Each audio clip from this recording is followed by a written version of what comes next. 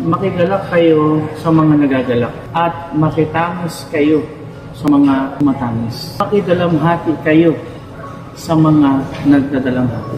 Pagdadalamhati, pagtamis, pagluha sa mga panahon ng may namamatay. O mahal mo sa buhay, namatay. Huwag mo ito congratulate. Huwag mong sasabihan na congratulations kasi pumanaw na yung ating kapatid. Nag-struggle yung kanyang pamilya, kanyang mga anak, dinala siya sa ospital, naghirap sila, ilang doktor na yung pinuntahan, ilang operasyon na pinagdaanan na, pero hindi talaga siya nakasurvive. Hindi na sabihin congratulations kasi nasa piling na siya ni Lord.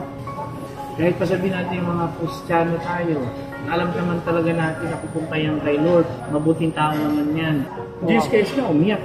Jesus Christ na yan. At si Jesus ay tumamis. Yan ang sabi. Kaya ito, lesson ito sa marami. Dapat pag may namamatayan, huwag niyo i-congratulate na kinuha na ni Lord.